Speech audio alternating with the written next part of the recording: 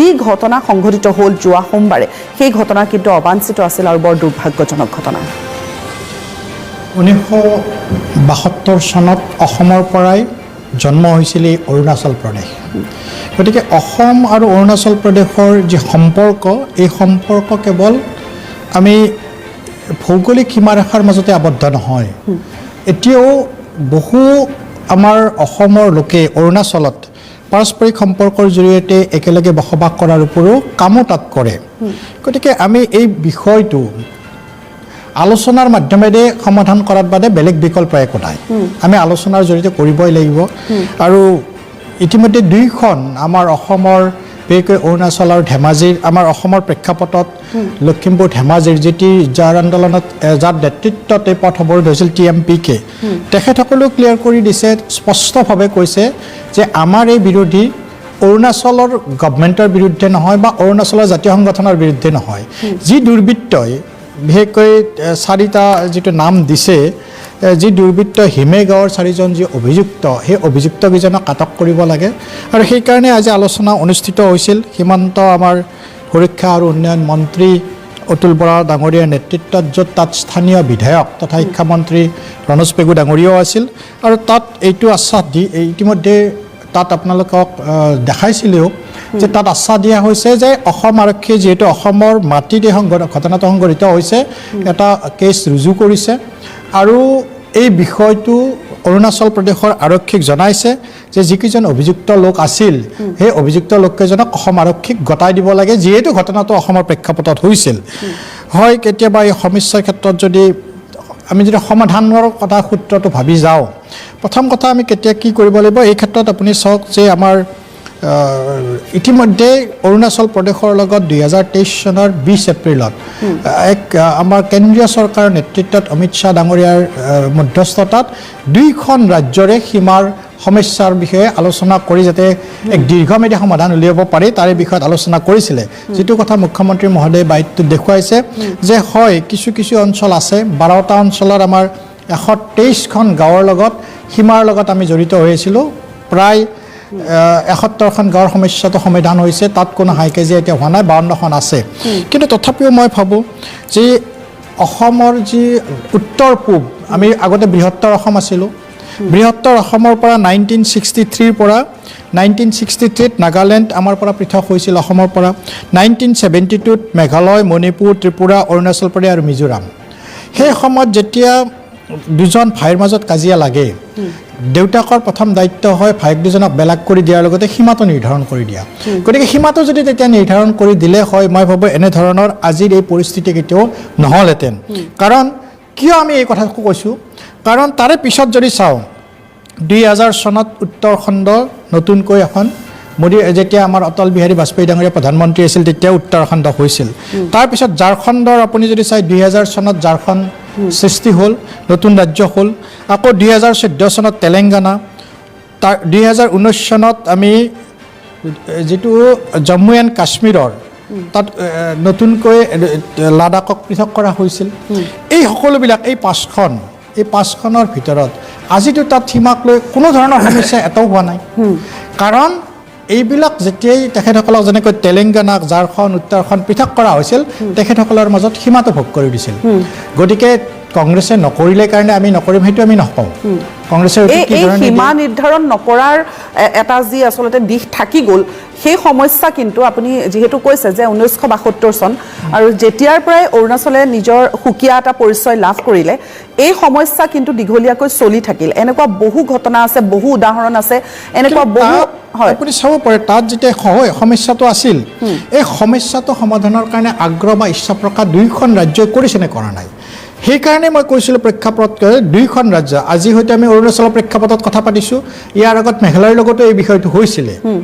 সীমা বিবাদ এটা হৈছিল আৰু সেই কাৰণে আমাৰ গৃহমন্ত্ৰী ডাঙৰীয়াৰ মধ্যস্থতাত 2023 চনৰ 20 এপ্ৰিলত অৰুণাচলৰ মুখ্যমন্ত্ৰী আৰু অসমৰ মুখ্যমন্ত্ৰী আৰু তাত চিফ সেক্ৰেটাৰী লেভেলত দুইজন চিফ সেক্ৰেটাৰী উপস্থিত থাকে তাত চুক্তি স্বাক্ষৰিত হৈছিল যেটো মুখ্যমন্ত্ৰী মহোদয় অলপ আগতে কৈছে যে যি আমাৰ বিবাদমান 5টা এৰিয়া আছে আমি 12টা সমাধান হৈ গ'ল যি 5টা আছে এই 5টা এৰিয়াত এজন মন্ত্ৰী অৰুণাচলৰ পৰা এপইণ্ট কৰিব, এজন অসমৰ পৰা এপইণ্ট কৰি, যাতে কোনো ধৰণৰ সমস্যা নহয়। ঠিক একেখিনি কথা মেঘালয়ৰ ক্ষেত্ৰতো। মেঘালয়ত যদি চাই আমাৰ এনেকুৱা আছিল 12টা অঞ্চল তাতো আছিল, মেঘালয়তো 12টা অঞ্চল এনেকুৱা সীমা সমস্যা আছিল। লাহে লাহে লাহে হয়তো এতিয়া আগতকৈ কমিছে, কিন্তু ষ্টিল সকলোৰে এটা আগ্ৰহ, সকলোৱে আমি এই ক্ষেত্ৰত যেনেকৈ আজি মই আহি থাকোঁতে চাইছিলোঁ TMPKৰ সভাপতিজনে এটা আহ্বান জনাইছে, যেতিয়া এটা এনেধৰণৰ অৱৰোধ কৰে বা এনেকুৱা ধৰণৰ তেখেতসকলে ডেফিনেটলি আমাৰ যেতিয়া কোনোবা নহয় কোনোবাক আঘাত কৰিব বা মৃত্যুমুখত পৰিব তেতিয়া খং উঠিবই, কিন্তু তাক আমি কেতিয়াও ৰাজনীতিৰ ৰহণ সানিব নালাগে। এই সময়ত আমি এই সমস্যাটো সমাধানৰ কাৰণে চৰকাৰ হিচাপে ইতিমধ্যে আমি আগবাঢ়িছোঁ। গতিকে মই সকলো সংগঠনকে আৰু সকলো ৰাজনৈতিক দলকে অনুৰোধ জনাম, এই সমস্যাটোক আমি ৰাজনীতিকৰণ নকৰি সমাধানৰ কাৰণে এটা পথ অতি সোনকালে প্ৰশস্ত কৰিলে আমাৰ সকলোৰে কাৰণে মংগল। ঠিক আছে, মই আকৌ আহিম ডক্টৰ দেৱজিৎ মহন্ত। মই গণেশ বৰ্মন আপোনাৰ ওচৰলৈ আহিছোঁ। ইতিমধ্যে ডক্টৰ দেৱজিৎ মহন্তই কৈছে যে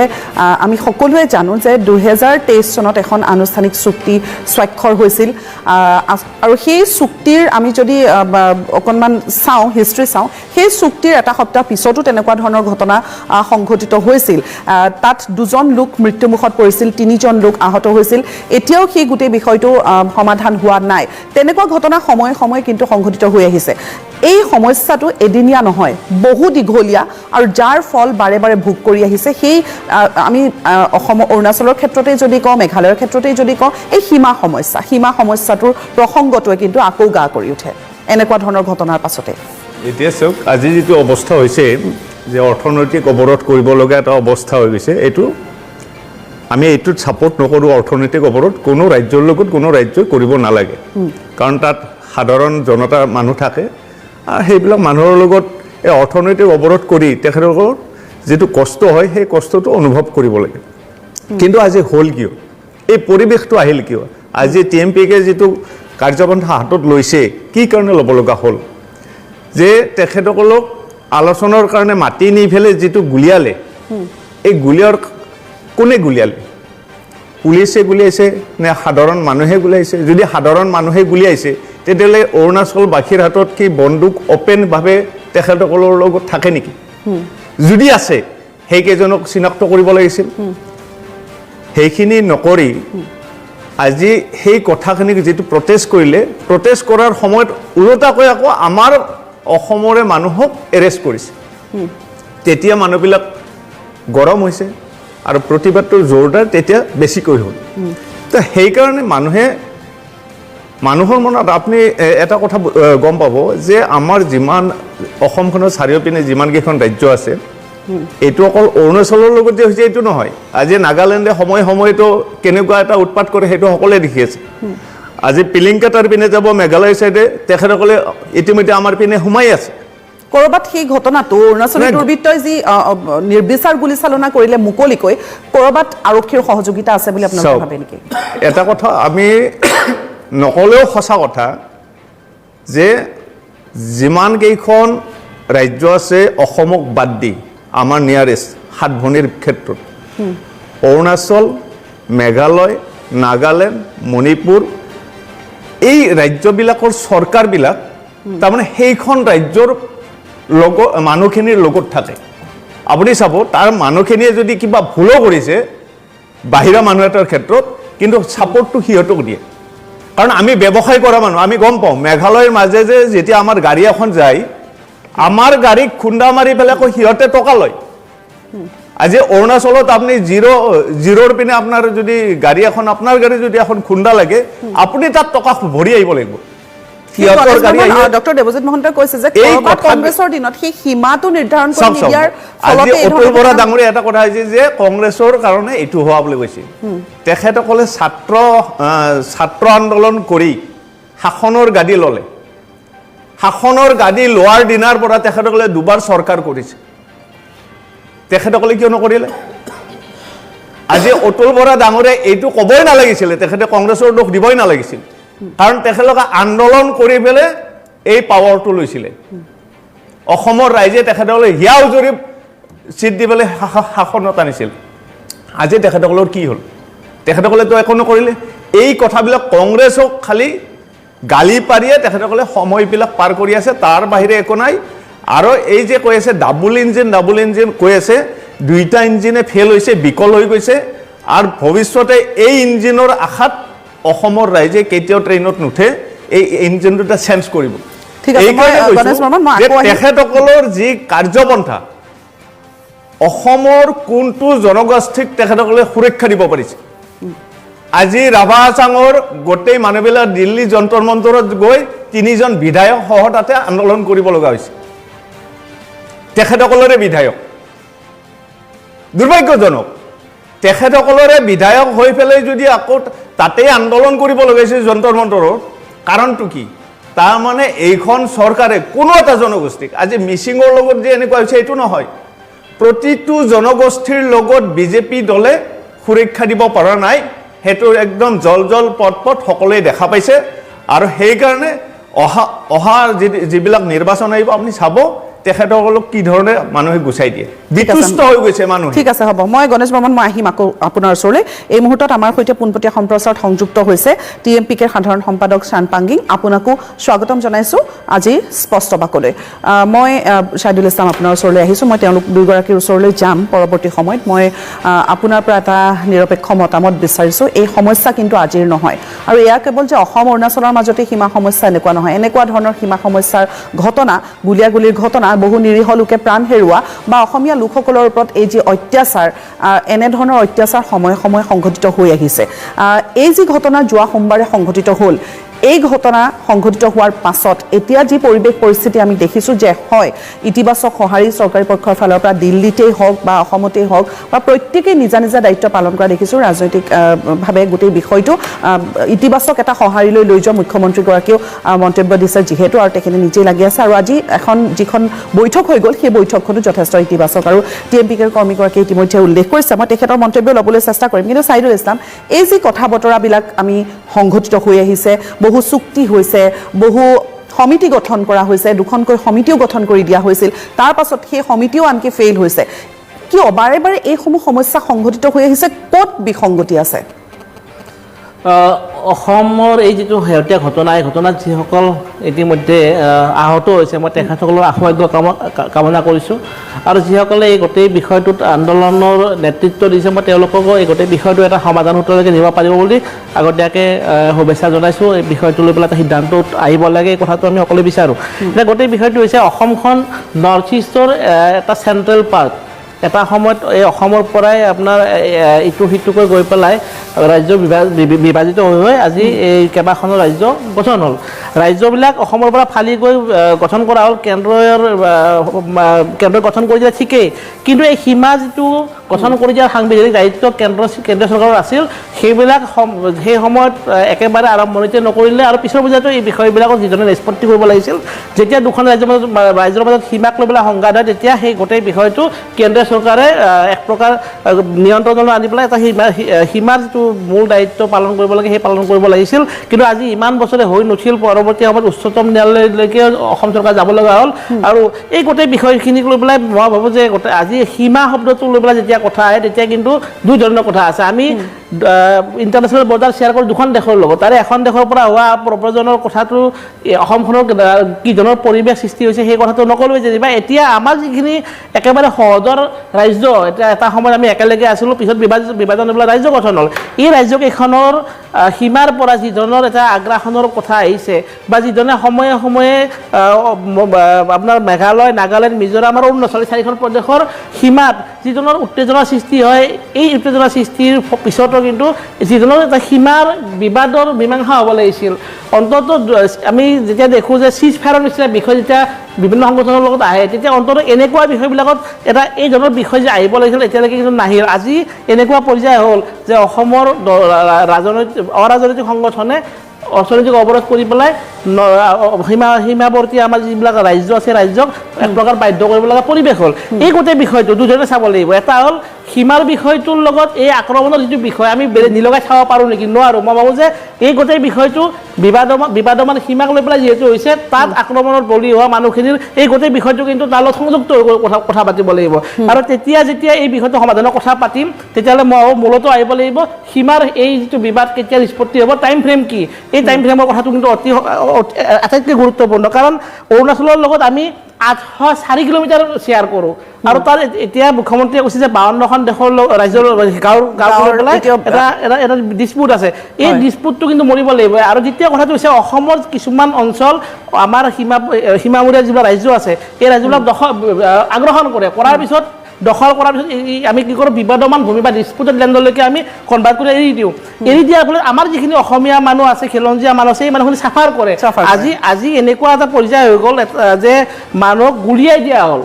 এই গুলিয়াই দিয়া বিষয়টো অত্যন্ত স্পৰ্শকাতৰ আৰু এই গুলী বৰ্ষণৰ ঘটনাৰ লগত যিকেইটা মানুহ জড়িত হৈ আছে এগৰাকী ডিএছপিৰ নাম আহিছে এই হিমে বস্তিলৈকে মাতি নি পেলাই আলোচনা কৰাৰ কাৰণে যিখিনি মানুহ অসমৰ সহজ সৰল মানুহখিনি গ'ল যোৱাৰ পিছত খাপ পিটি পেলাই গুলী বৰ্ষণ কৰা হ'ল বুলি যিটো কথা ওলাই আছে ইয়াক লৈ পেলাই মই ভাবোঁ যে দুখন দেশৰ ৰাজ্য চৰকাৰে কিন্তু অত্যন্ত স্পৰ্শকাতৰ এই বিষয়টো লৈ পেলাই এটা মীমাংসালৈ আহিব লাগিছিল এই মুহূৰ্তলৈকে এটা ৰাজনৈতিক আলোচনা হ'ব লাগিছিল দুখন চৰকাৰৰ মাজত কাৰণ এই বিষয়টো যদি অতি শীঘ্ৰে যদি ব্যৱস্থালৈকে লৈ যোৱা নহয় এই যিগৰাকী বিতৰ্কিত ডিএছপিৰ নাম আহিছে সেই ডিএছপি গৰাকীক আমি এজন দুৰ্বৃত্ত হিচাপে চাম নে অৰুণাচলৰ চৰকাৰৰ এগৰাকী প্ৰতিনিধি হিচাপে চাম এই বিষয়টো কিন্তু অত্যন্ত গুৰুত্বপূৰ্ণ মই ভাবোঁ যে এই বিষয়টো লৈ পেলাই এই ভূমি দখলৰ যিটো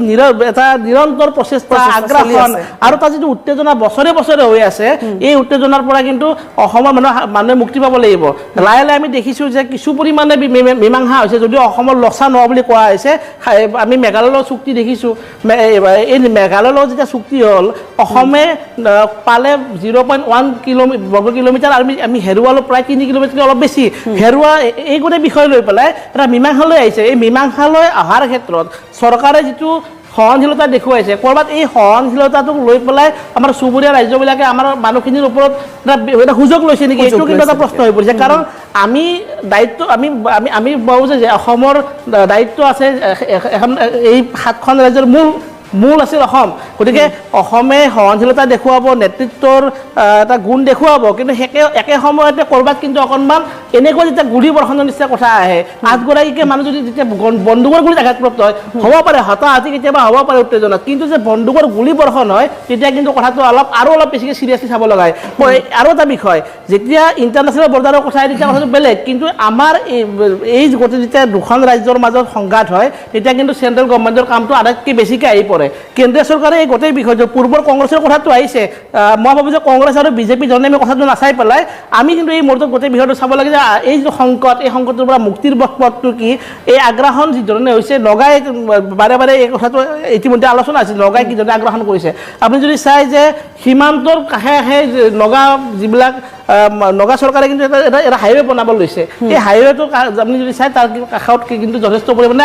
আগ্ৰাসন আৰু ভূমি বেদখলৰ কথাটো কিন্তু প্ৰসংগত আহিছে গতিকে এই গোটেই বিষয়টো যেতিয়া আক্ৰমণৰ বলি হৈছে আমি সদায় সহনশীলতা দেখুৱাইছোঁ আমি সহনশীলতা দেখুৱাব লাগিব আমাৰ সাধাৰণ মানুহৰ মাজত শংকা সংঘাত নাথাকে কিন্তু এই 4খন ৰাজ্যৰ সীমাপৱৰ্তী মানুহৰ যিটো মনৰ শংকা প্ৰতিদিনে ভুগি আছে এই মানুহখিনি ভুগি থকা কথাটো আমি আঁতৰৰ পৰা দেখি থাকোঁ আমি অনুভৱ কৰিব নোৱাৰোঁ এই অনুভৱ কৰিব নোৱাৰা বেদনাৰ যিটো এতিয়া এটা পৰ্যায়লৈকে গুচি গৈছে বন্দুকৰ গুলীত আমাৰ মানুহ আহত হৈছে পৰ্যায় পাইছে তেতিয়া কিন্তু মই ভাবোঁ যে টিএমপিকে আন্দোলন কৰাটো কৰিছে এইটো এটা বেলেগ বিষয় কিন্তু মই ভাবোঁ যে চৰকাৰখনে আৰু বেছি সংবেদনশীলতাৰে কথাখিনি আগবঢ়াব লাগে আৰু যিসকল সাংসদে মই দেখিছোঁ যে এটা মেছেজ দিছে যে আমি সহনশীলতাৰে আগবাঢ়িব লাগে একেলগে তেওঁলোকে এইটো মেছেজো দিব লাগে যে অৰুণাচল চৰকাৰে এই যিখিনি মানুহে এই মানুহক আক্ৰমণ কৰিছে দুৰ্বৃত্তই বন্দুকৰ গুলী চলাইছে সেই দুৰ্বৃত্তখিনিক চিনাক্ত কৰি তেওঁলোকক আটক কৰাৰ কাৰণে তেওঁলোকক গ্ৰেপ্তাৰ কৰাৰ কাৰণে দৃষ্টান্তমূলক শাস্তি মই এইটো এই হেৰিটো কৈছোঁ আপোনাৰ যিসকল সাংসদে মই দেখিছোঁ এটা মেছেজ দিব লাগিব শান্তি আমাৰ লাগিব কিন্তু একে সময়তে অৰুণাচল চৰকাৰক তেওঁলোকে অনুৰোধ আহ্বান বা দাবী জনাব লাগে যে যিকোনো মূল্যৰ বিনিময়ত যিসকল মানুহে এই বন্দুকৰ গুলী চলাইছে এই বন্দুক চলোৱা মানুহকেইটাক একেবাৰে গ্ৰেপ্তাৰ কৰি পেলাই আমাৰ যিখিনি মানুহ আঘাতপ্ৰাপ্ত হৈছে অন্তত তেওঁলোকৰ বুকুত অলপ এটা সান্তনাৰ বাণী যদি দিব পাৰে এটা নিৰাপত্তাৰ যেতিয়া বাণী দিব পাৰে এইটো কিন্তু লাগিব কাৰণ আলোচনা হ'ব লাগিব একে সময়তে নিৰাপত্তাটো কিন্তু প্ৰয়োজন এই যদি আমি আলোচনাৰ কথাটো পাতি পেলাই একে সময়তে বন্দুকৰ গুলী খোৱা মানুহকেইটাৰ প্ৰতি আমি যদি অকণো যদি সহানুভূতিশীল নহওঁ তেতিয়া নহ'ব গতিকে বিষয়টো মই ভাবোঁ অত্যন্ত স্পৰ্শকাতৰ একে সময়তে আন্দোলনো হৈছে একে সময়তে চৰকাৰে সংবেদনশীলতাৰ কথাখিনি লৈছে একে সময়তে দুখন ৰাজ্যৰ মাজত সংঘাত হ'ব নালাগিব গতিকে এই যিটো সন্ধিৰ বা বদ্ধিৰে কটাৰ যিটো নীতি অসম চৰকাৰে ল'ব লাগিব সেইটো অত্যন্ত সোনকালে ল'ব লাগে কেন্দ্ৰীয় চৰকাৰে এই বিষয়বিলাকত সোমাব লাগে আৰু যিহেতু এতিয়া আমি 7 বৰ্ডী ৰাজ্য হিচাপে এটা বাক্যত শেষ কৰিব খুজিছোঁ নেডা গঠন হৈছে নেডা এটা ৰাজনৈতিক সংগঠন হ'লেও এটা কিন্তু ইয়াৰ প্ৰভাৱ আছে নেডাই এই বিষয়টো ল'ব লাগে গুৰুত্ব সহকাৰে ল'ব লাগে একেবাৰে নেচৰ কথা আমি পাতি থাকোঁ নেচৰ এই বিষয়টো কিজনে আগবঢ়াই নিয়ে আমি মহাবাইটো গুৰুত্বপূৰ্ণ গতিকে এতিয়া যি বিলাসী থানা TMPK বা অন্যান্য সংগঠনসমূহে পথ অৱৰোধ কৰিছে এই পথ অৱৰোধ মই ভাবোঁ যে নিশ্চয়কৈ তেওঁলোকে স্পষ্ট কৰি দিয়াৰ নিচিনাকৈ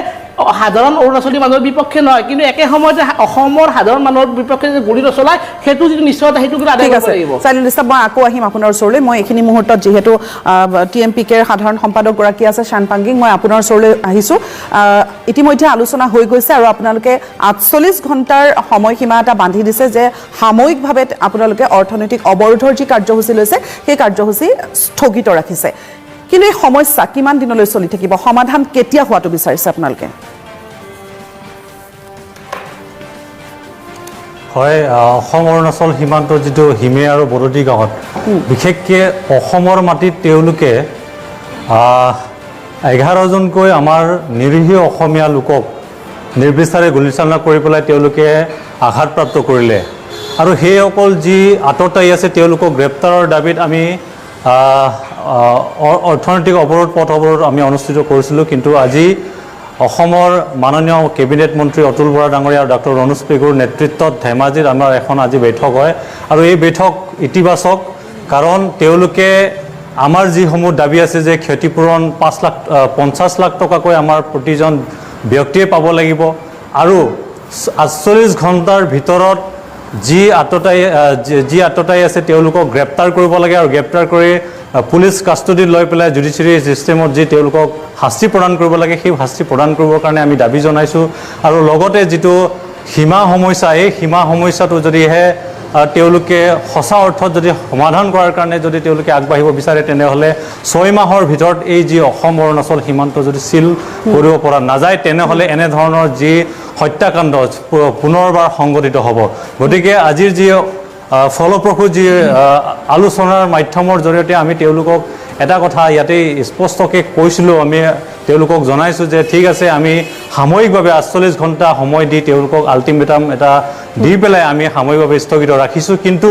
পিছৰ পৰ্যায়ত যদি 48 ঘণ্টাৰ ভিতৰত যদি আততায়ীক তেওঁলোকে আটক কৰি পেলাই জেল হাজোলৈ যদি প্ৰেৰণ নকৰে অসম পুলিচক যদি তেওঁলোকে আততায়ীক যদি গোটাই নিদিয়ে তেনেহ'লে ইয়াৰ পিছৰ পৰ্যায়ত আমি নিশ্চিতভাৱে ক্ষান্ত নাথাকোঁ ইয়াৰ যিটো পুনৰ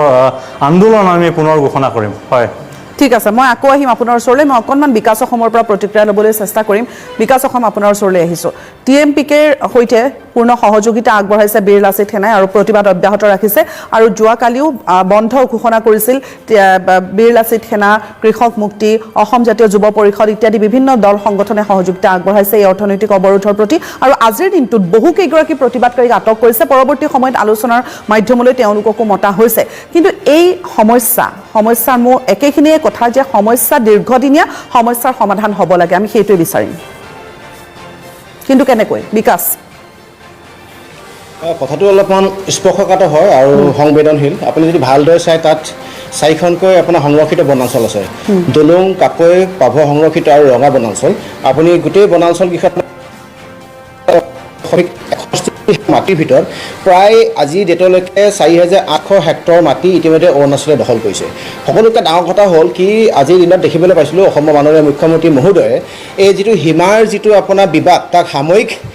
আইন শৃংখলা বিবাদৰ বিষয় বুলি তেওঁ যিটো কথা ইয়াত স্পষ্ট কৈছে আমি কথাটো অলপ বেলেগকৈ কথাত আলোচনা কৰিব বিচাৰিছোঁ যিটো সীমা বিবাদ হয় সীমা বিবাদটো সাময়িক আইন শৃংখলা বা টেম্পৰী ল এণ্ড অৰ্ডাৰ চিটুৱেশ্যন বুলি ধৰি থকা হৈছে কাৰণে এই বিষয়টো কেতিয়াও কোনো কাৰণত আমি এবছলিউট সলিউশ্যন পোৱা নাই কাৰণ এই বিষয়টো কেৱল টেম্পৰী ল এণ্ড অৰ্ডাৰ চিটুৱেশ্যন বুলি ধৰি ল'লে নহ'ব এই বিষয়টো যে সীমাৰ যিটো সমস্যা বা বিবাদ এই সীমা সমস্যা বা সীমা বিবাদটো হ'ল অসমৰ মাটি অসমীয়া মানুহৰ নিৰাপত্তা অসমীয়া মানুহৰ আৱেগ আৰু অনুভূতিৰ লগত জড়িত এটা বিষয় হয় আমি দেখিবলৈ পাইছোঁ ইতিমধ্যে বদতিতে হওক বা হিমে নিচিনা অঞ্চলত এজন DSP তেখেতৰ নামটো মিষ্টাৰ নিৰাক তেখেতৰ নেতৃত্বত প্ৰায় 4জনীয়া দলে 4জন দুৰ্বৃত্তই অসমৰ 11জনকৈ ব্যক্তিৰ ওপৰত জনগোষ্ঠী ব্যক্তিৰ ওপৰত নিৰ্মমভাৱে অত্যাচাৰ চলাইছে আৰু এই কাহিনীবিলাক এই কথাবিলাক এই ঘটনাবিলাক কেৱল টেম্পৰী ল এণ্ড অৰ্ডাৰ চিটুৱেশ্যন বুলি যদি ধৰি থকা হয় বিগত কংগ্ৰেছৰ দিনৰ পৰা অসম গণ পৰিষদৰ দিনৰ পৰা বিজেপি দিনলৈকে আমি দেখিবলৈ পাইছোঁ ডাবল ইঞ্জিন চৰকাৰ থকাৰ পাছতো ইয়াক কিন্তু আমি এবছলিউট এণ্ড পাৰ্মানেণ্ট চলিউশ্যন পোৱা নাই গতিকে এটা কথা আমি আপোনালোকক জনাব বিচাৰিছোঁ ইতিমধ্যে প্ৰায়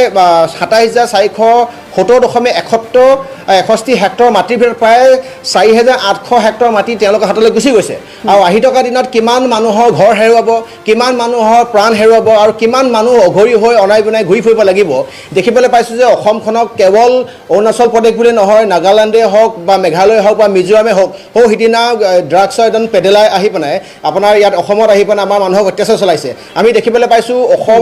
অসম আৰক্ষী অসমত আৰু ভাৰতৰ যিটো আপোনাৰ গৃহ বিভাগ তথা চৰকাৰখন বিফল এটা কাৰণে হৈছে অসম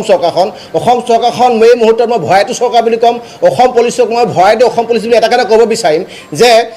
অৰুণাচলত কিবা যদি ঘটনা পৰিঘটনা হয় অৰুণাচলৰ প্ৰদেশৰ পুলিচ আহি পেলাই অসমৰ পৰা আমাৰ মানুহখিনিক গ্ৰেপ্তাৰ কৰি লৈ গুচি যায় তেওঁলোকৰ জেল হাজতত ৰাখে আমি তাৰ প্ৰমাণ পাইছোঁ কিন্তু অসম চৰকাৰৰ অসম পুলিচ প্ৰশাসনে এইখিনি কিয় মোৰ সাহস নাই যে তেওঁলোকে নিজে ইয়াতে আক্ৰমণ আৰম্ভ কৰিব আমি কিন্তু প্ৰত্যাক্ৰমণৰ কাৰণে যদি যাওঁ প্ৰতিবাদৰ কাৰণে যদি যাওঁ আমাক দোষী সাব্যস্ত কৰি আমাক ডিঙিত ধৰি চুচাই মেলি তেওঁলোকক কৰায়ত্ব কৰিব বা জেল হাজতত বিকাশ সময় ৰখাইছো মই আকৌ আহিম মই পাংগিঙৰ ওচৰলৈ আকৌ আহিব বিচাৰিছো চানপাংগিং এই যি অভিযোগ উত্থাপন হৈ আহিছে বা এনেকুৱা ধৰণৰ যিবোৰ কথা বতৰা যে আৰক্ষীৰ পূৰ্ণ সহযোগিতাত দুৰ্বৃত্তৰ দলে অৰুণাচলী দুৰ্বৃত্ত অসমীয়া লোকৰ ওপৰত যি নিৰ্বিচাৰ গুলীচালনা কৰিলে আজি যিহেতু আলোচনা হৈছে এই আলোচনাত আমি গম পাইছোঁ যে আপোনালোকে 4জনীয়া এটা দুৰ্বৃত্তৰ কেইবাগৰাকীৰ নাম দিছে যিহেতু তালিকা দিছে এই যিটো বিষয় যে আৰক্ষী জড়িত হৈ আছে এই গোটেই বিষয়টো আলোচনা কৰা হৈছিল নে নাই সেই বিষয়ত আমি আজি কথা পাতিছিলোঁ কিন্তু এই ক্ষেত্ৰত এটা আমি সূত্ৰৰ পমখিনি গম পাইছোঁ যে অৰুণাচলৰ যি এজন DSP লেভেলৰ প্ৰমোশ্যন হৈ তেওঁ সেই গোটেই ঘটনাটো জড়িত বুলি আমাৰ যিসকল ভুক্তভোগী তেওঁলোকে আমাক জনাইছে কিন্তু এই ক্ষেত্ৰত আমি সম্পূৰ্ণ এটা তথ্য লৈ পেলাই আমি আগবাঢ়িব পৰা নাই এই ক্ষেত্ৰত কিন্তু ইয়াতে এটা কথা ক'বলগীয়া যে অসম চৰকাৰে আজি তেওঁলোকক এই ক্ষেত্ৰত আমি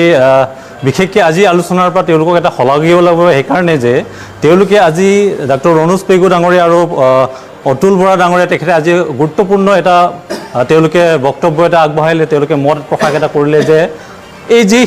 অসম অৰুণাচল সীমান্তমূৰীয়া এই অঞ্চলবিলাকত এলেকাবিলাকত বিশেষকৈ যেতিয়া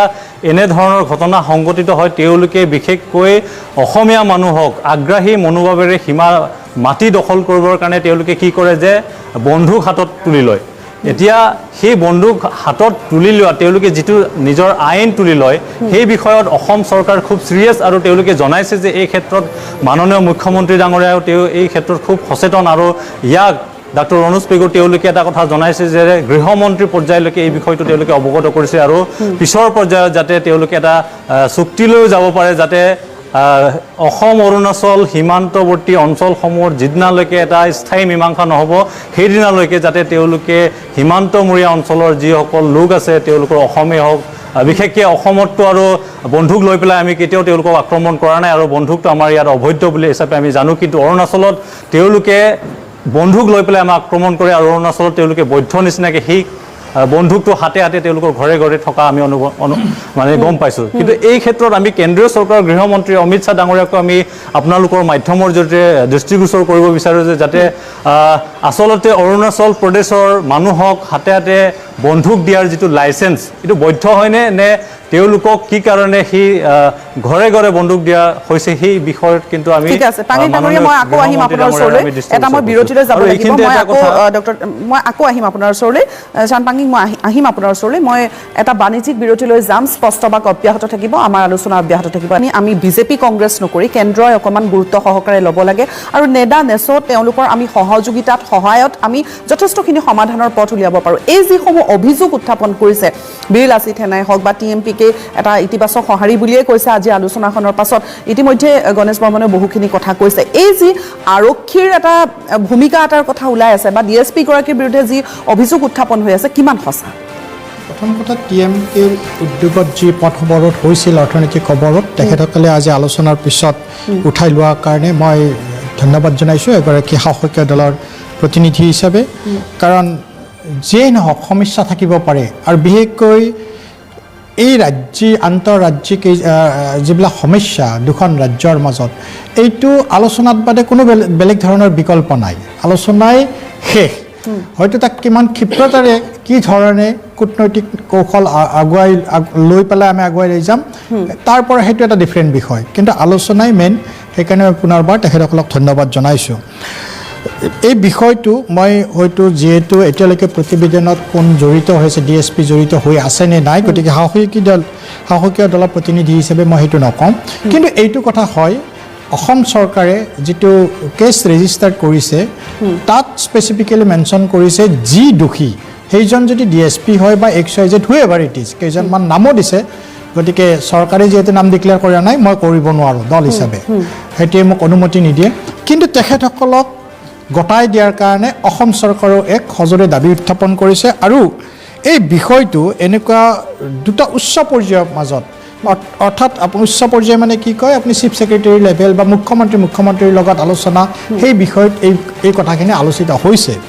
ছাইদুল ইছলাম ডাঙৰীয়াই কৈছিলে যে দুইখন দেশৰ এনেকুৱা এটা স্পৰ্শকাতৰ বিষয়ৰ ওপৰত সীমা বিবাদ হ'লে মুখ্যমন্ত্ৰী দুজনে আলোচনা কৰিব লাগে ইতিমধ্যে দুয়োগৰাকী মুখ্যমন্ত্ৰী আলোচনা কৰিছে আলোচনাটো এইটো নহয় যে ফিজিকেলি বহিছে বা কেতিয়াবা বহাৰ সুবিধা নাপাব পাৰে টেলিফোনিকেই হওক বা যেনেধৰণে আৰু দুয়োজন মুখ্যমন্ত্ৰীয়ে এই ক্ষেত্ৰত স্পষ্টীকৰণো দিছে যে সদিচ্ছাৰে দুয়োজন মুখ্যমন্ত্ৰীয়ে এই বিষয়টো আলোচনাৰ জৰিয়তে সমাধান কৰিব বিচাৰে কেতিয়াবা বিকাশ অসম বা কংগ্ৰেছৰ প্ৰতিনিধিগৰাকীয়ে কৈছিলে যে আমি যদি অৰুণাচলত যাওঁ তেওঁলোকে আমাৰ গাড়ীত খুন্দিয়ে আমি পইচা দিব লাগে গতিকে তাত তেওঁলোকে সেইটো কৰিছে মানে আমি অসমত সেইটো কৰিম সেইটোতো হ'ব নোৱাৰে সেইটোতো ন্যায় নহয় সেইটোতো আইনেই নকয় কোনোবা তেওঁলোকে আহি হাতত অস্ত্ৰ লৈ আহি আমাৰ ইয়াত আক্ৰমণ কৰিছে মানে আমিও গৈ পেলাই আক্ৰমণ কৰিম বা আমাৰ পুলিচে অনুশাসন নামানি এটা লটো নিজৰ হাতত তুলি লৈ গৈ পেলাই সেইটো কৰিব সেইটো হ'ব নোৱাৰে গতিকে সেইটো দীৰ্ঘম্যাদী সমাধান কেতিয়াও নহয় নিশ্চয় চৰকাৰখনে সহযোগিতা যেনেধৰণে য'ত যি লাগে সেইখিনি গৈছে ক্ষতিপূৰণ দিয়াৰ কথাটো আহিছিল ডেফিনেটলি চৰকাৰে দিব ৪৮ ঘণ্টাৰ দাবী দিছিলে তাতো আমাৰ চৰকাৰে সদিচ্ছা প্ৰকাশ কৰিছে যে আমি যেনেকৈ আমাৰ চৰকাৰে এটলিষ্ট যাতে অৰুণাচল প্ৰদেশ চৰকাৰক কনভিন্স কৰিব পাৰোঁ দুৰ্বৃত্তক অন্তত যে আক্ৰান্ত কৰিব মানে কাৰায়ত্ব কৰিব পাৰোঁ সেই ব্যৱস্থাটো আমাৰ চৰকাৰে ল'ব যেতিয়া এনেকৈ কয় ডাবল ইঞ্জিন চৰকাৰ আছে কোনো জনগোষ্ঠীক সুৰক্ষা দিব পৰা নাই কেতিয়াবা যেতিয়া আপুনি সমালোচনা কৰে নিজৰ অতীতটো জানিব লাগে জনগোষ্ঠীক যে আমি কংগ্ৰেছৰ প্ৰতিনিধিগৰাকীয়ে যে সুৰক্ষা দিয়া নাই আপোনালোকে কি কৰিছিলে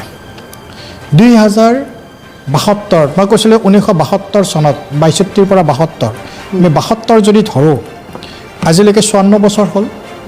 এই 54 বছৰৰ বিশেষকৈ 42 বছৰ 46 বছৰ 46 বছৰটো কংগ্ৰেছৰ শাসন আছিল আৰু বিধানসভাত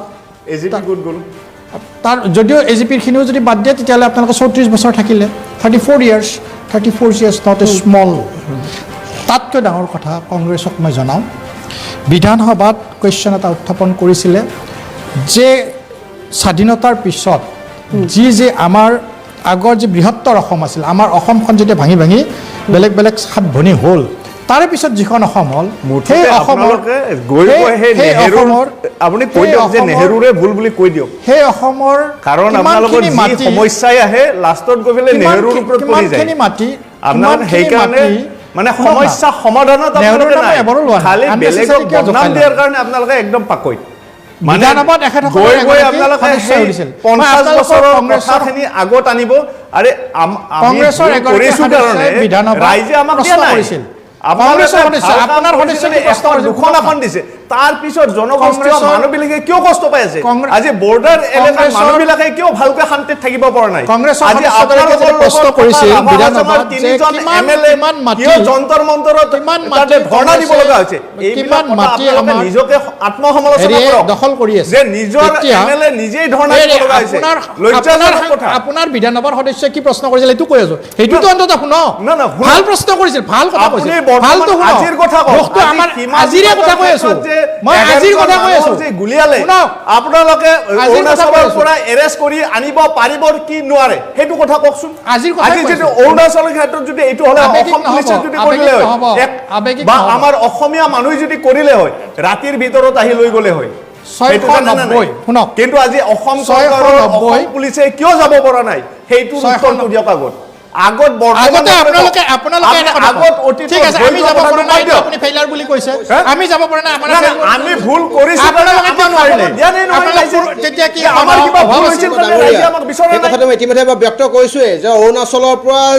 আমি দেখিবলৈ পাইছোঁ বিগত দিনত অৰুণাচলৰ পৰা অৰুণাচল পুলিচে আহি পেলাই অসমৰ পৰা মানুহ উঠাই লৈ গুচি যায়। 690 আমি এইবিলাক চাইছো। তাৰমানে আপুনি ক'ব বিচাৰে নেকি বিকাশ অসম ডাঙৰীয়া? আপোনাক এটা প্ৰশ্ন বিকাশ সুধিব অসম বিচাৰিছোঁ ডাঙৰীয়া আপুনি যে ক'ব আপোনালোকে বিচাৰে এনেকুৱা নেকি? টেবুল ডিছকাশ্যন তেওঁলোকে হৈছে নেকি? আহিছে মানে যে আমি বিগত গৈ দিনৰ কৰিব পৰা লাগে। মিজোৰামৰ লগতে হওক, আপোনালোকে ক'ব অৰুণাচলৰ বিচাৰে লগতে নেকি হওক, চৰকাৰখনে নাগালেণ্ডৰ আমাৰ লগতে হওক, চৰকাৰৰ এনেকুৱা তথ্য সময় শুনিছো, আছে। কথাখিনি শুনক, তথ্যখিনি শুনিছো আপোনাৰ। আপুনি আগৰ বাইকটোতে কৈছে যে আমাৰ তাৰ পৰা আহি আমাৰ উঠাই লৈ যায়। তাৰ মানে আপুনি ক'ব বিচাৰিছে নেকি যে অসম চৰকাৰৰ পুলিচে গৈ তাতে গৈ যি অনুমতিবিহীনভাৱে গৈ পেলাই উঠাই লৈ আহিব লাগে? আজি আপোনাৰ অৰুণাচলৰ মুখ্যমন্ত্ৰীক বাধ্য কৰাব লাগিছিলে অসম আজি যিখিনি আপোনালোকে সাহায্য দিবলৈ কৈছে দুদিনৰ পিছত আমি কি কৰিম? আমি স্বাধীনতা দিৱস পালন কৰিম। দুদিনৰ পিছত স্বাধীনতা দিৱস পালন কৰিম। আৰ্থিকভাৱে সহায় কৰিব। কিয় অৰুণাচল গভৰ্ণমেণ্টৰ পৰা আৰ্থিকভাৱে সহায়টো আনিব নোৱাৰিলে? অসম চৰকাৰে দিছে কিন্তু অৰুণাচল গভৰ্ণমেণ্টৰ পৰা কিয় আনিব নোৱাৰিলে? জ্ঞানৰ নহয় যে তাৰমানে আপোনালোকে অৰুণাচল গভৰ্ণমেণ্টক একোৱে কথা পাতিব পৰা নাই। ঠিক আছে, হ'ব, ঠিক আছে। মই আটাইকেইগৰাকীকে ৰখাইছো, মই চাইদুল ইছলামৰ ওচৰলৈ আহিব নাই নাই, মই বিচাৰিম। এটা কথা ক'ব ৰৈ গ'ল। কওক কওক। শুনক, আপুনি বহুত ক'লে আচলতে আজি বিধানসভাত যেতিয়া সুধিছিল যে কিমানখিনি মাটি আমাৰ এই আজি এতিয়া মুখ্য অসমৰ সতীয়াৰ মাটি আজি দিন বিভিন্ন নহয়। ৰাজ্যত এই সাত ভনীৰ মাজত আজি সোমাই আছে, ধেমাজিবাসীয়ে তেতিয়া এখেতসকলক কংগ্ৰেছৰ বিধায়ক এগৰাকীয়ে সুধিছিল, কৈছে যে 690 স্কুৱেৰ কিলোমিটাৰ এতিয়াও আমাৰ অসমৰ মাটি বিভিন্ন ৰাজ্যই দখল কৰি আছে। এইটো তেখেতসকলৰ বিধায়কে সোধা কুৱেশ্যনৰ আনচাৰ দিছিল সীমান্ত সুৰক্ষা মন্ত্ৰী অতুল বৰা ডাঙৰীয়াই। এখেতে যে বাৰে বাৰে আমাক দোষ দিয়ে। তাৰপিছত তেখেতে সুধিছিল যে ইয়াৰে হিচাপটো আপোনাৰ আছে নেকি, যে যেতিয়া বিজেপি নেতৃত্বাধীন চৰকাৰৰ সময়ত কিমান হ'ল আৰু কংগ্ৰেছ বা এজিপিৰ দিনত কিমান হ'ল? তেতিয়া সেইগৰাকী বিধানসভাত দিয়া তথ্য মতে কৈছে যে বিজেপি নেতৃত্বাধীন চৰকাৰৰ সময়ত বেদখল হোৱা নাই, মাটি অধিকাৰ কৰা নাই, এইখিনি আগৰ পৰা অধিকাৰ কৰি আছে, আমি মুক্ত কৰাৰ কাৰণে চেষ্টা কৰিছোঁ। আৰু এখেতে এতিয়া কয় সেইখিনি কথা বিধানসভাৰ মজিয়াত অতুল বৰা ডাঙৰীয়াই উল্লেখ কৰিছিল যে আৰু বিধানসভাৰ কথাখিনি আমি মিছা কৰিব নোৱাৰোঁ। স্পষ্টীকৰণ নহয়, সমাধান হ'ব নেকি? ষ্টাৰ কুৱেশ্যনৰ আনচাৰ ক'লেই হ'ব নেকি? তেখেতে দায়িত্ব লৈ কি আৰে কৰিছে? আপোনালোকে কি কৰিছিল? তেখেতে দায়িত্ব লৈ কি কৰিছে? বা আগত হৈ যোৱা সীমাটো কিয় নিৰ্ধাৰণ কৰা নাছিল? আপোনালোকে কি কৰিলে? সীমা সুৰক্ষা নামত কি আপুনি কৰিলে? কাজিয়াখন কিয় লগাইছিল? কি কৰিলে? কাজিয়াখন কিয় লগাই থৈ কোনে কাজিয়া লগাইছে? এতিয়া যে সমাধান কোনে বিচাৰি কাজিয়া আছে লগাইছে? আপোনালোকে না না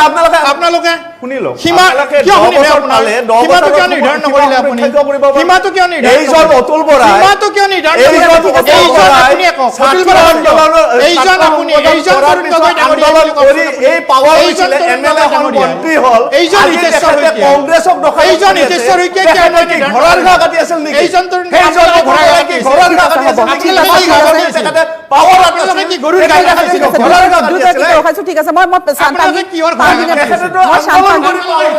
শান পাংগিং আপোনাৰ ওচৰলৈ আহিছো। অসমৰ ৰাইজে কৰিছিলে। আন্দোলন কৰিছিলে। আমাৰ 11জনকৈ অকণমান ৰ'ব, মহন্ত ডাঙৰীয়া অকণমান ৰ'ব, গণেশ বৰ্মন অকণমান ৰ'ব, অকণমান ৰ'ব, শান পাংগিং। এনেকুৱা সমস্যা নহ'ল হয়, বেছি নিচিঞৰিব। 100-2ৰ পৰা আহি আছে, সংখ্যালঘুৰ মাজত বৰ্তি আছে। ঠিক আছে, 100-200 লৈ কালি লাগে মানুহক কিয় বিস্তাৰ কষ্ট নোহোৱা দিছে? হ'ব। 100-200 কৰিলে মানুহক কিয় কষ্ট দিছে? মানুহে এইকাৰণে 100-200 দিছে নেকি আপোনালোকক? যে মানুহক কষ্ট দিয়াৰ কাৰণে আপোনালোকে খালি আঁচনিৰ সভাপতি খালি ইলেকশ্যনৰ নামত মানুহ ব্যস্ত হৈ থাকে। সেই অৰুণোদয়ৰ নামত এই ৰেচন নতুনকৈ গণেশ বৰ্মন, ৰেচন কাৰ্ডৰ আপোনালোকে অপেনিং কৰিছে নাযায় কিয়? প্ৰতিজন নেতাবাদী নেতাই আকৌ ৰেচন কাৰ্ড দোকানে গৈ ইমান যদি আপোনালোকৰ দুখ লাগিছে, অৰুণাচললৈকে এটা প্ৰতিনিধি দল পঠাওকচোন। আপোনালোকে এই ইলেকশ্যনত ব্যস্ত আছে, দেশৰ কি সমস্যা আছে তাত আপোনালোকৰ অসমৰ সমস্যা কওক। খালি আঁচনি ঠিক আছে, আমি কেনেকৈ ভোটটো ল'ব পাৰে তাৰ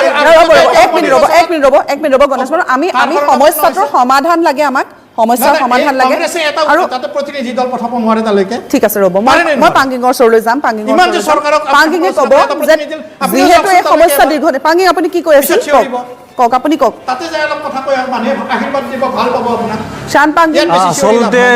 শাসক আৰু বিৰোধী পক্ষই তেওঁলোকে কথাবিলাকক এটা বেলেগ দিশলৈ নিব বিচাৰিছে আচলতে আমি ইয়াতে কংগ্ৰেছ বিজেপি বুলি ক'ব বিচৰা নাই আজি ধেমাজি আজি যি সীমান্তমূৰীয়া অঞ্চলৰ আমি লোক হিচাপে অতি উদ্বিগ্নতাৰে আমি দিন অতিবাহিত কৰিবলগীয়া হৈছে নিশ্চয়, হয়। 11জনকৈ লোকক নিৰীহ লোকক আজি আততাই তেওঁলোকে আক্ৰমণ কৰি পেলাই চিকিৎসালয়ত জীৱন মৰণতে যুঁজি আছে আৰু এই সময়ত আপোনালোকে সমস্যা সমাধানৰ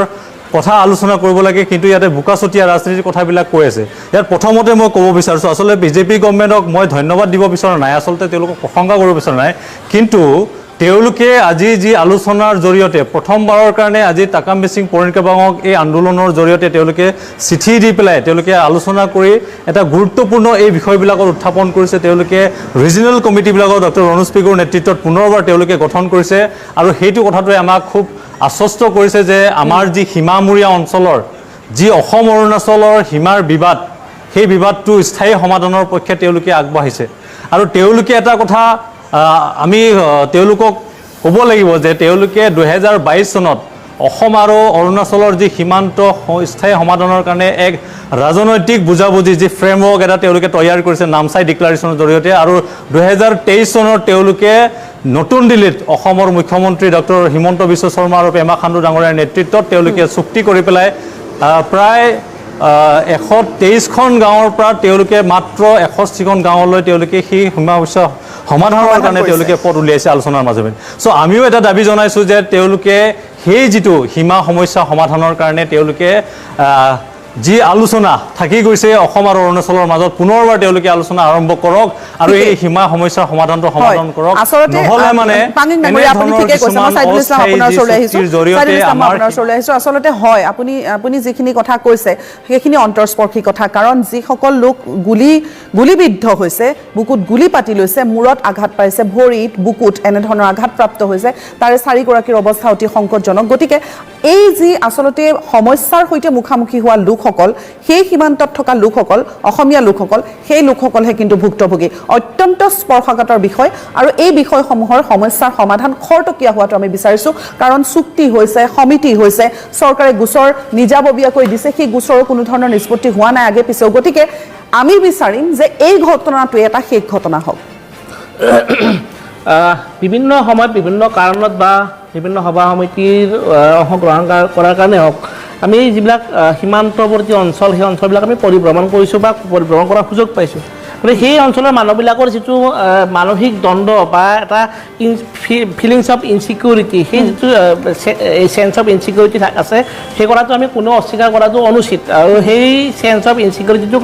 সকলোৱে গুৰুত্ব দিব লাগে কংগ্ৰেছে কি কৰিছিল কি কৰা নাই সেই কথাটো আৰু আমি এতিয়া নাপাতোঁ কাৰণ কংগ্ৰেছৰ সেই কথাটো এতিয়া পুৰণা হ'ল দ্বিতীয় কথা বিগত চৰকাৰবিলাকে বিজেপি যেতিয়া শাসনলৈকে আহিছে তেওঁলোকে কি কৰিছে কি কৰা নাই সেইবিলাক এতিয়া ইতিহাসৰ পাতত লিখা আছে মই ক'ব খোজা কথাটো হৈছে যে হিমন্ত বিশ্ব শৰ্মা যেতিয়া মুখ্যমন্ত্ৰী হ'ল তাৰ পৰৱৰ্তী সময়ত এই গোটেই বিষয়বিলাক কিন্তু অকণমান স্পীড আপ লৈ পেলাই এটা সমাধানৰ পথ এটা বাট এটা মুকলি হ'ব বুলি আমি সকলোৱে আশা কৰিছিলোঁ কিছু পৰিমাণে আমি এইটো এৰিব লাগিব পাৰে তেনেকুৱা মানসিকতা আমি ভাবিছিলোঁ কিন্তু মূল বিষয়টো হৈছে আগ্ৰাসন কিহক লৈ পেলাই সীমাটোক লৈ পেলাই আগ্ৰাসন নহয় অকল বিবাদটো হৈছে মাটিক লৈ পেলাই তাত যি সীমাৱৰ্তী মানুহ আছে সেই মানুহখিনি নিজৰ ধন সম্পত্তি বা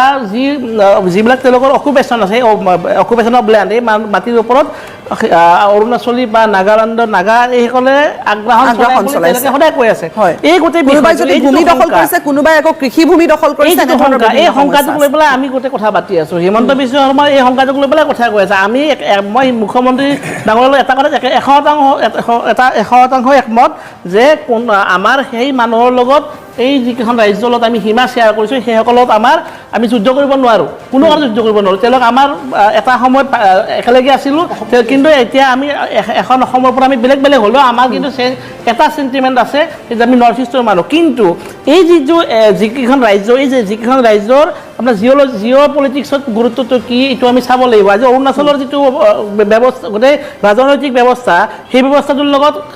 চুবুৰীয়া চীনৰ যিটো আগ্ৰাসনৰ কথা সেই কথাটো আমি অস্বীকাৰ কৰিব নোৱাৰোঁ। একে সময়তে মিজোৰামৰ কথা যদি চাওঁ তাতেও কিন্তু এই ধৰণৰ কথা আছে। আমি মিজোৰামৰ মানুহৰ গুলীত আমাৰ অসমৰ পুলিচৰ মানুহ জোৱান বা অসম পুলিচৰ বিষয়া নিহত হোৱাৰ আমি বাতৰি পাইছোঁ বা আমি দেখিছোঁ। গতিকে এনেই গোটেই বিষয়টোৰ লগত বিভিন্ন কথা আছে। মই এটা কথাই ক'ব খোজোঁ যে এই সীমাৰ সমস্যাটো সমাধান নকৰাকৈ কিন্তু আজিৰ জিঅ' পলিটিক্সত কিন্তু কথাবিলাক কিন্তু আৰু জটিল হ'ব পাৰে। কাৰণ এতিয়া আমি কোনো কাৰণতে এই মেছেজটো দিব নালাগে যে অসমৰ লগত অৰুণাচলৰ সংঘাত হৈ আছে, সেই মেছেজটো আমাৰ শত্ৰু ৰাষ্ট্ৰই পাব নালাগে, এই কথাটো আমি বিচাৰোঁ। একে সময়তে আমাৰ যিখিনি মানুহ সীমাত আছে সেই মানুহখিনিয়ে যাতে পৰৱৰ্তী সময়ত আৰু গুলি পাতি ল'ব লগা নহয়। একে সময়তে গৰু চাৰিবলৈ যাওঁতে বা সীমালৈকে নিজৰ সম্পত্তি নিজৰ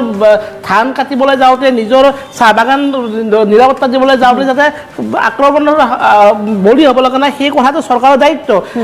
আমি ক'ব পাৰোঁ যে চৰকাৰখনে কিবা কিবি কৰিছে, কিবা কিবি কৰিব পৰা নাই, কিন্তু এটা কথা মই কওঁ যে আমি কেতিয়াও অৰুণাচলৰ মানুহক গুলি কৰাৰ পক্ষপাতি নহয়। আমি অৰুণাচলৰ সংঘাতৰ কোনো কাৰণতে আমি পৃষ্ঠপোষকতা কৰিব নালাগে, কিন্তু একে সময়তে অৰুণাচলে গুলি কৰিব খুজিলে আমাৰ অসম পুলিচে কিন্তু আমাৰ মানুহক নিৰাপত্তা দিব পাৰিব লাগিব। তেওঁলোকে কি ধৰণে নিৰাপত্তা দিব সেই কথাটো তেওঁলোকে জানিব, কিন্তু আমি ক'ব খোজোঁ যে অৰুণাচলৰ পুলিচৰ বিষয়াৰ সন্মুখত